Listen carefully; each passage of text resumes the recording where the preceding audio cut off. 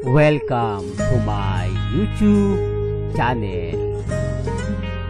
Kung bago ka lang sa channel na to at true-blooded Aldab Nation ka, tama po ang channel na pinuntahan mo.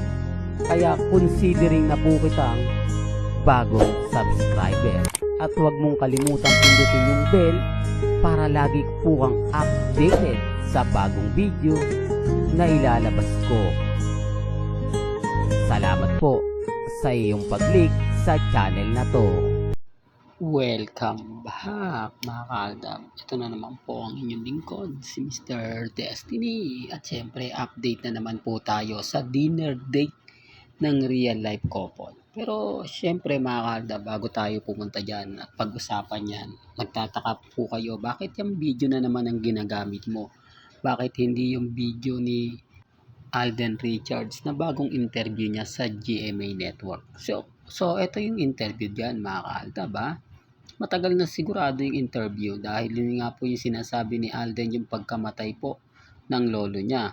Na nakakalungkot naman po at iba nga po talaga yung family. Kapag naririnig natin ang salitang family kay Alden, talagang masaya po tayo, no? Kasi sinasabi ko lang po yan para clear. Pinapaliwanag ko lang po yan para lang po sa kaalaman ng lahat. Sabi ko nga po sa inyo sa channel ni Mr. Destiny, hindi na natin kailangan pang ipakita yon dahil nakikita naman po nila yon sa social media. Yung mga bali-balitang ganyan. Dito tayo sa pinaka-latest at talaga naman pong mapapaisip po kayo.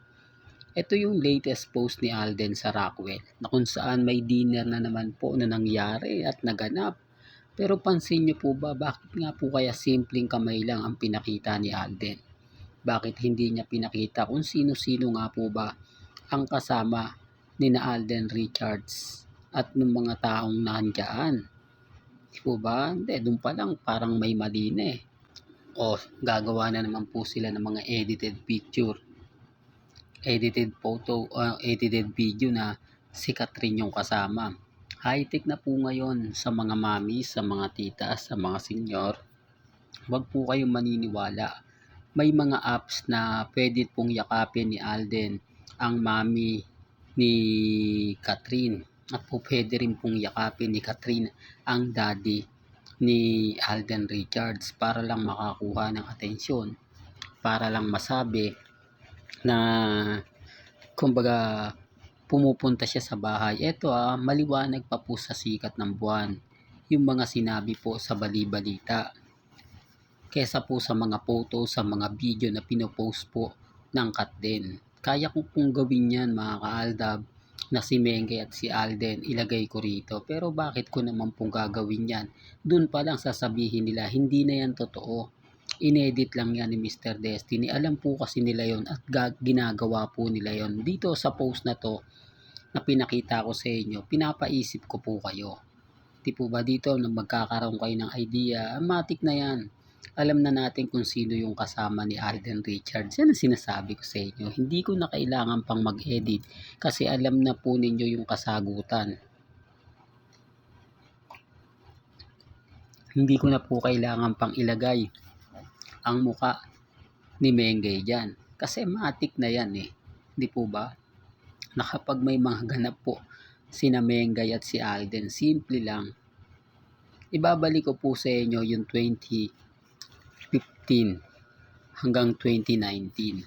Sina Alden Richards po talaga at si Maine Polkerson, madalas po talaga yan mag-dinner. Madalas po yung kumain. Saan yan, Mr. Destiny? Dalawa lang naman po kasi pinupuntahan lagi nila Alden Richards.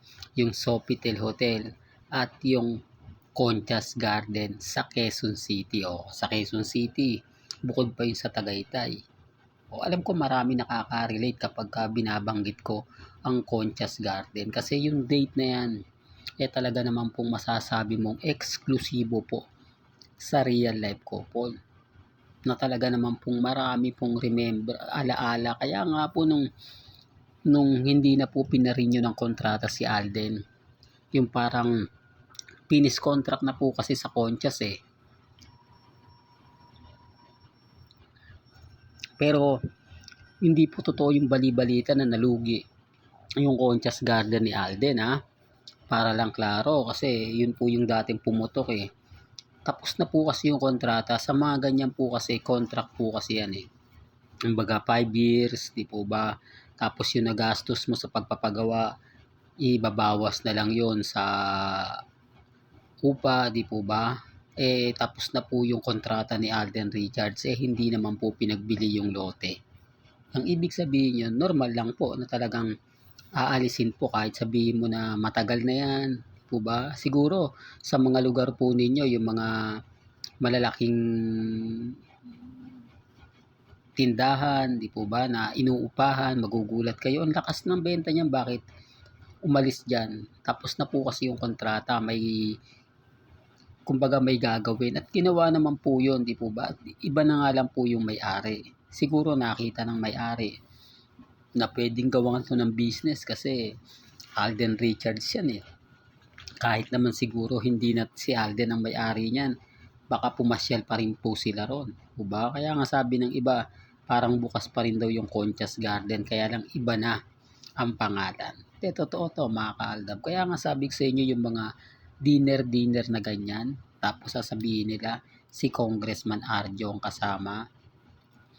Okay lang po mga kaaldab. Hindi na natin pa dapat yan pagtalunan pa, hindi na natin dapat yan kumbaga ipilit sa kanila kasi alam naman po natin ang buong istorya at ang buong kwento. Ako masaya po ako mga kaaldab dahil kumbaga napaparamdam ko po sa inyo, na ibibigay ko po sa inyo yung mga bagay-bagay na nakakatuwa, yung update na kung saan hindi tayo nai-stress, hindi tayo kumbaga umiinit ang ulo. Ngayon ang mainit ang ulo ang ano, di po ba? Angkat din, tapos hindi pa po sila nabanggit sa balita. Gayong maingay na maingay po ang mga cut din. Paano nga po sila papansinin ni Alden Richards? Tapos ang sasabihin po nila mga kaaldab, hindi, nagluluksa si Alden kahit hindi ganito ganyan. Wala naman pong problema. Kumbaga, hindi nyo na kailangan pang magpaliwanag. Hindi nyo na kailangan pang ganito ganyan. Hindi po ba? Kasi wala naman po silang ipapakitang gaya ng pinapakita natin kina Alden at kay Maine.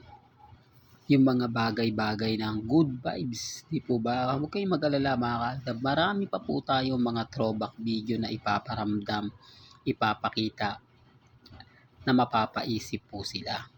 Mapapaisip sila sa mga kumbaga pinapahayag, di po ba? Kaya nga po ako relax lang, kampante lang. Malay nyo mga kaaldab, biglang magbago sitwasyon. Yung hindi natin ine-expect, makikita mo at mapapanood mo. Siyempre dito lang po yan sa channel ni Mr. Destiny.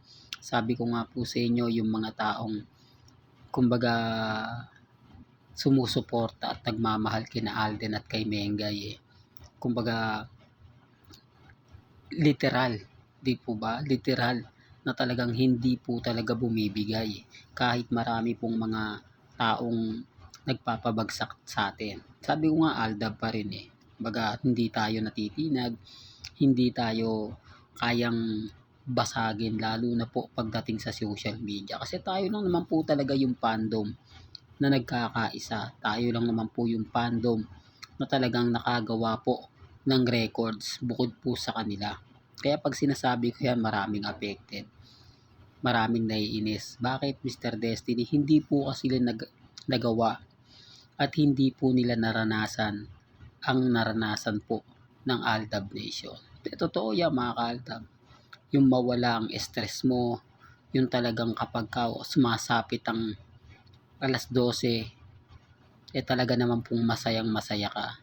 Talagang inaantay mo bawat minuto na makikita mo sina Alden Richards at si Maine Paul Carson. Totoo to mga ka-Aldab.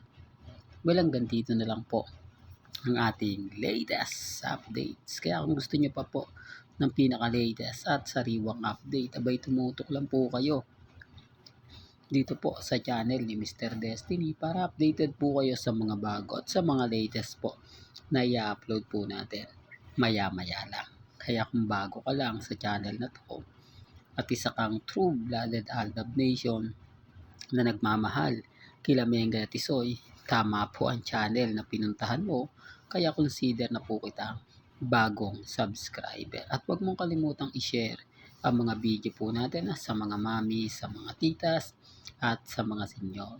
Hanggang sa muli, salamat po sa panonood at pakikinig.